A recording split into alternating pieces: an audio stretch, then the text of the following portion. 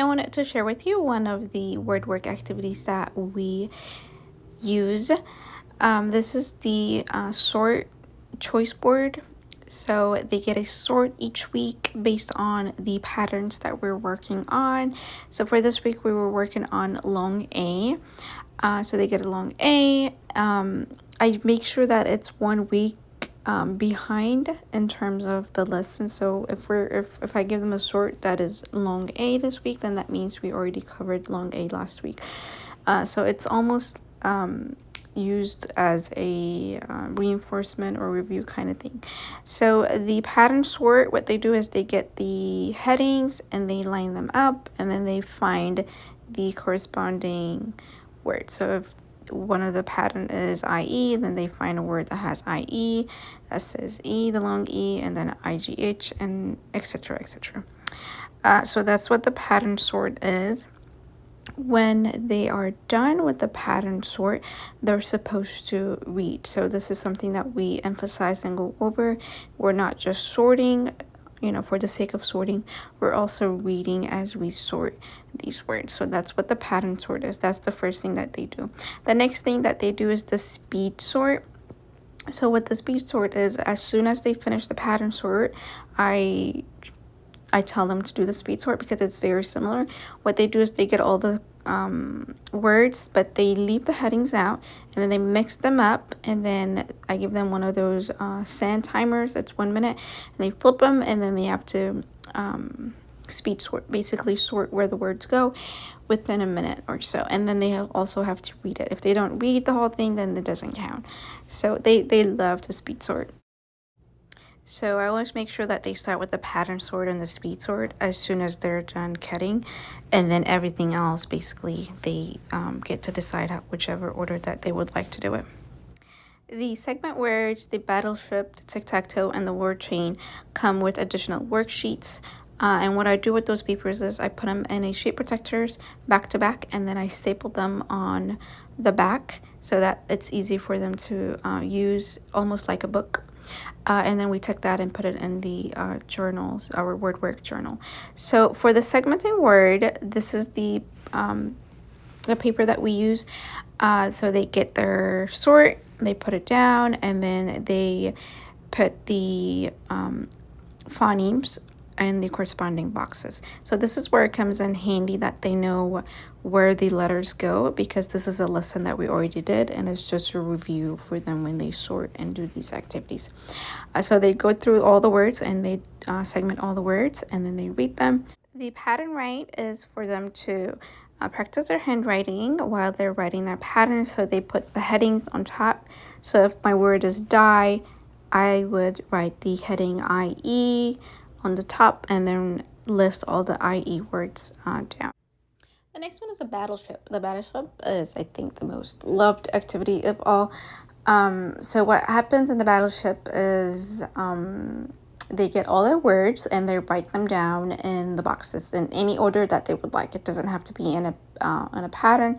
So let's say my first word is fight, I would write it in that box. My next word is die, I would write it in another box.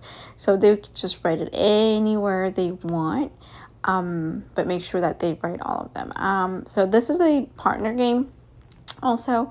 And then when they finish writing all their words, what they're going to do is they're going to select a targeted word. So let's say I want die to be one of my targeted words. So I'll put an X next to it, and then I want die to be one of my targeted words, but I don't want fight and cry to be my targeted words.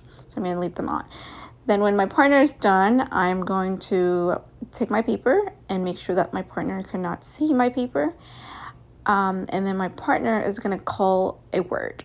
Let's say my partner calls the word fight. I'm going to say miss because I don't have an X on. And then my partner ends up calling die.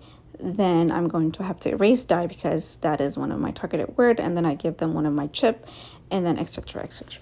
So they take turns calling the words, and if they have an X next to the word, then that's a hit. If there was no X on the word, then that's a miss, basically. The word chain is for them to practice chaining their words or writing words that have the same pattern.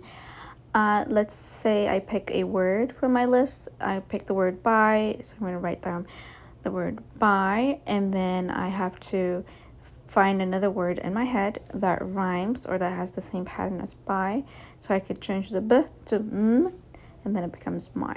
So this is something that they can do independently, or they can have a partner. So the partner can call buy, and then they can change it. And then the partner can say change b to m, and then my. Again, this is a lesson that we already did, so it's a review.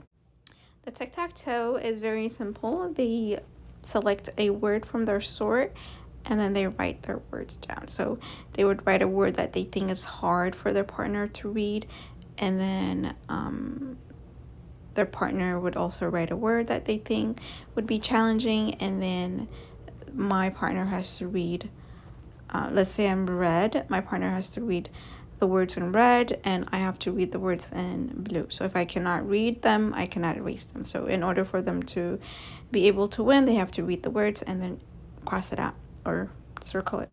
And then use it in a sentence. They basically use the word in a sentence, and then they write the sentence in their journal.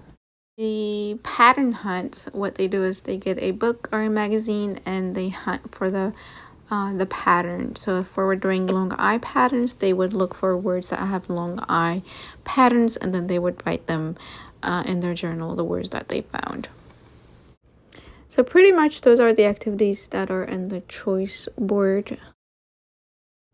I wanted to quickly share with you how we organize our sort. So they get a journal, and then on the back of their journal, I staple a Ziploc bag. I make sure that it's those that have the slidey thingy, because it's easier for them to close those. So they also write their number on the back of their sort. So as soon as they cut their sort, I tell them to flip it over and write their numbers on the back. So if we find a sort that just, lost, we know where it belongs.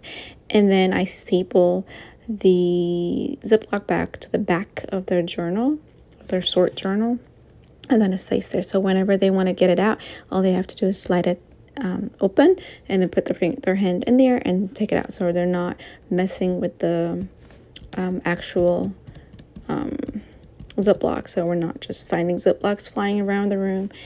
And then I also have them shake their book when they close it to make sure that it's actually closed and they're not just throwing it in there. Also, the segmenting word, the Battleship, the Tic-Tac-Toe, and the word chain papers also go in their journal. I staple those together so that they can flip them like a book, and then I put the choice board on top, and then that also goes in their journal as well. And we write their numbers on the back so that we know whose it is if we find it. Another option that you could do is basically just have one for each center, so that when they come to that center, then they don't have to carry it with them and it's already there. We actually spend quite some time at the beginning of the school year, going over how to cut in one piece, and we don't have tiny pieces. We also talk about writing our numbers on the back. So I basically make it into a game. I give them like a random sort, and then we cut them, and then we flip them, and then I put a timer on, and everybody has to write their name on the back as quickly as possible, so that it just is very smooth, and they're not just sitting there the whole entire center just cutting and not actually practicing their activities. So yeah, it does take quite a while to practice, but once they get it down, it is very effective.